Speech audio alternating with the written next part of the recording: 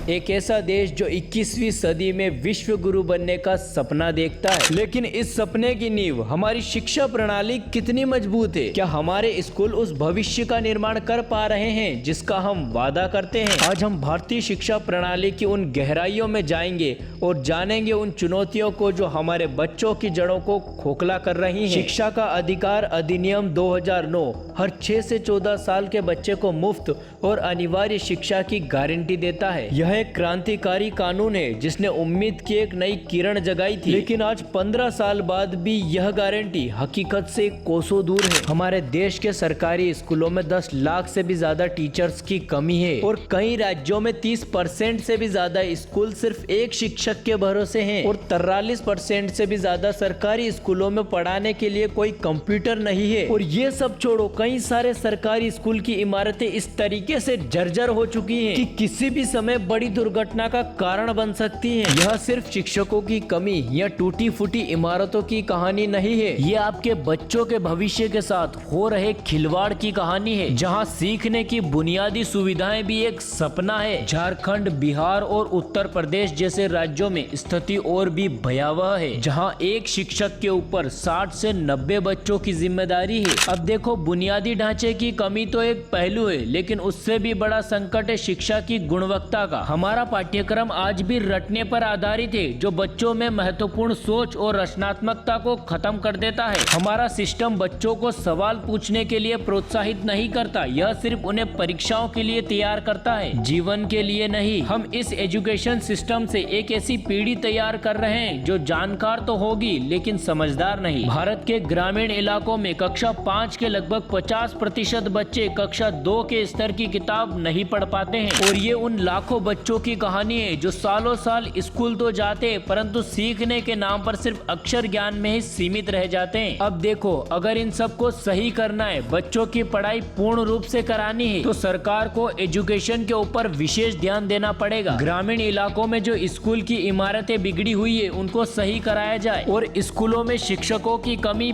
पूरी की जाए, और पाठ्यक्रम को पूरी तरीके से अपडेट किया जाए, जिससे बच्चों की कलात्मक और रचनात्मक हर तरह की सोच में वृद्धि होगी। और मैं तो कहता हूँ कि शिक्षा के ऊपर सरकार को सबसे ज्यादा खर्चा करना चाहिए, क्योंकि आज की पीढ़ी ही कल का भविष्य है। और सवाल यह नहीं है कि हमारे पास संसाधन है या नहीं है, सवाल यह है कि क्या हमारे पास अपने बच्चों के भविष्य को प्राथमिकता देने की इच्छा शक्ति है। क्योंकि जब तक हर बच्चे को गुणवत्तापूर्ण और समान शिक्षा नहीं मिलती, तब तक विश्व गुरु बनने का सपना सिर्फ सपना ही रहेगा।